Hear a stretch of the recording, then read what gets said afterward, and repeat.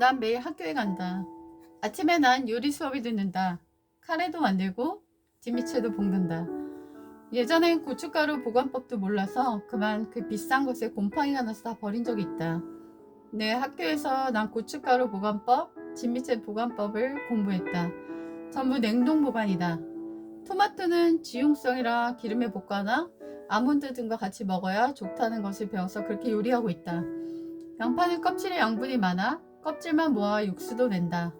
요리에 4시간 전부를 쓸 수 없어 수업을 마친다. 건강 수업을 듣는다. 나이가 드니 아픈 데가 많아져서 면역력을 키우기 위해 이것저것 공부한다. 물은 너무 많이 먹어도 적게 먹어도 안 된다는 것을 배웠다. 적절한 소금의 섭취가 중요해서 소변색으로 소금 섭취량을 점검한다.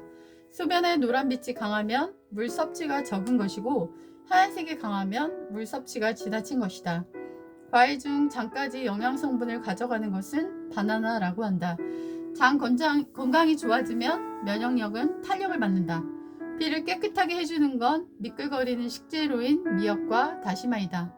다시마도 냉동 보관이다. 인구학을 듣는다. 오늘 공부한 바에 의하면 전남을 한해 태어난 아이가 70명인데 비해 죽은 인구는 450명이라고 한다. 모두 관심 안 갖는 지구에서 대한민국은 사라질 것 같다. 19세부터 39세까지 큰 자살 충돌을 이긴 그들은 너무 참혹한 현실과 싸우느라 지쳐 결혼할 생각도 아이를 낳을 생각도 없다. 정책이 뒷받침되지 않는다면 인구 소멸은 무섭게 진행될 것이다. 교육의 판을 바꾼 에듀테크에 대해서 공부했다. 이제 소파라 대학 가는 시대가 끝났다고 한다. 인터넷상의 학습이 광범위하게 이루어지고 있고 선두주자의 인도가 있다. 인도는 탁월한 교육열과 인구로 인한 엄청난 에듀테크의 바람이 불고 있으나 인도네시아는 인구가 많음에도 컴퓨터를 공부하는 것에 대한 불신과 느린 인터넷으로 차폐를 면치 못하고 있다. 난 바느질 학교에서 필통 하나와 블라우스 하나를 오늘 만들었다. 버려진 원피스를 잘라 만들었다. 마지막으로 13권의 책을 낸 15살 작가 전희수의 가정 홈스쿨을 공부했다. 학교를 그만둬도 돌고 돌고 돌아 본인의 자리에 있을 거라고 생각해요. 이수근은 자신이 크고 나면 가족과 보낼 시간이 부족할 것 같아서 학교에서만 사회성이 있는 게 아닙니다. 자신은 누구보다 사회성이 뛰어나다라고 생각합니다. 저는 학교에서만의 교육이 아니라 상교육을 받고 싶습니다. 운동화 세탁점 하는 삼촌 가게에 가서 운동화를 빨아들이고 싶어요 라고 얘기했다고 한다. 새벽 1시 난 아직도 학교에서 나가지 못하고 있다. 성경이 빙글에 내게 웃고 있기 때문이다. 나는 하루 종일 학교에 있다. 학교에 있으면서도 요리도 청소도 빨래도 운동도 해야 하기 때문에 시간이 늘 부족해 2시 전에 잠든 적이 없다. 배우기가 제일 재밌기 때문이다. 그래서 친구가 한 명도 없다. 배우는 기쁨에 빠져서 시간을 낭비하고 싶지 않기 때문이다. 이 책도 읽고 싶다. 그건 내일 해야지. 수준 낮은 나와 만나다. 며칠 전 난 목걸이 선물을 받았다. 그런데 그것은 불량품이었다. 아무리 걸려고 해도 목에 안 걸리자 난 너무 화가 나서 목걸이를 땅에 던지고 말았다. 내 신랑도 놀래고 나 자신도 놀랬다. 아무리 1,000원짜리라 해도 이렇게 만든 게 화가 났고 내 생일 선물이 이런 게 걸려서 화가 더 났었다. 난 집에 와서 펜던트를 빼서 딴 줄에 걸고 목에 걸고 다녔다. 이 목걸이가 내게 기념비가 되어주기 때문이었다.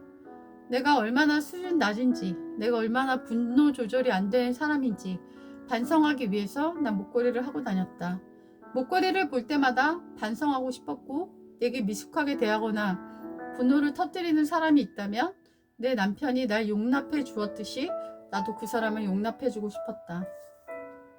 오늘도 난 내 못남을 뼈저리게 느끼게 하는 목걸이를 보며 반성했다. 반성할수록 내일은 더 나아지겠지? 단점과 약점이 있어 즐거워요. 지인의 회사에서 3번째 자살한 사람이 있었다는 충격적 얘기를 들었다.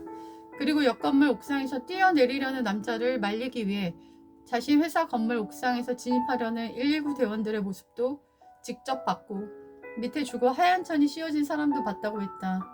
우리나라 자살 1위라는 말은 들었지만 피부로 와닿진 않았는데 정말 마음이 아프고 안타까운 일이란 생각이 들었다. 배우 최강희가 참 아름답게 느껴진다. 예전 전성기보다도 지금이 더 사랑스럽게 보인다. 그녀는 자신이 고장난 부속을 가진 기계 같다고 했다.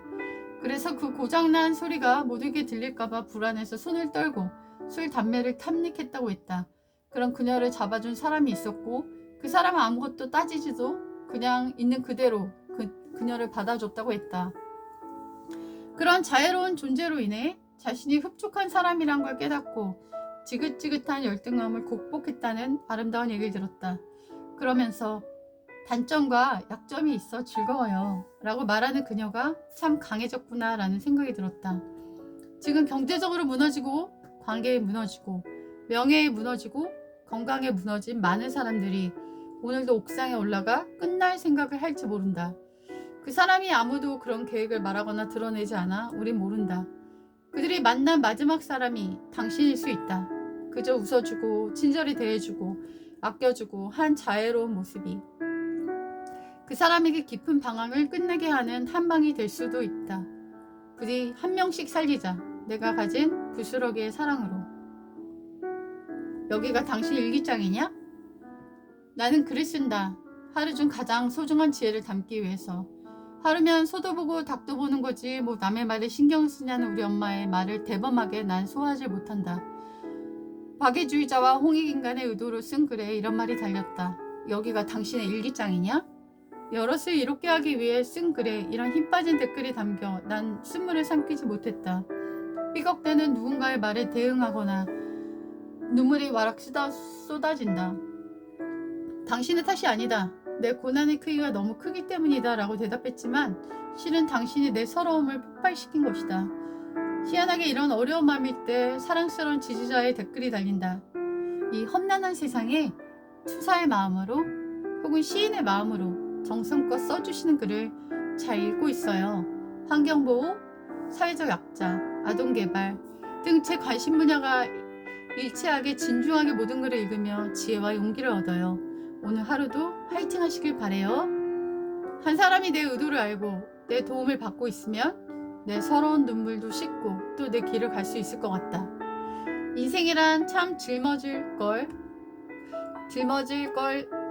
걸맞는 짐을 찾는 것이다.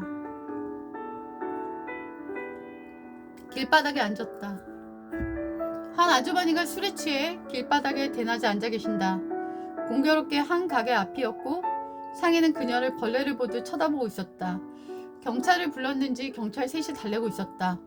아주머니 집에 돌아가세요. 집이 어디세요? 아주머니를 모두가 원하지 않는 것처럼 대했다. 취해서 술 조정하는 사람을 누가 좋아할 것인가. 하지만 난 그분에게 깊은 연민을 느꼈다. 누군가 단 한 명이라도 따뜻하게 대해줬다면 저렇게 망가졌을까? 슬픈 마음이 들어서 계속 머릿속에서 떠나지를 않았다. 먹을 것을 파는 그 상가 상인이 맛있는 음식이라도 하나 주어서 보냈더라면 어땠을까? 마음이 아려온다.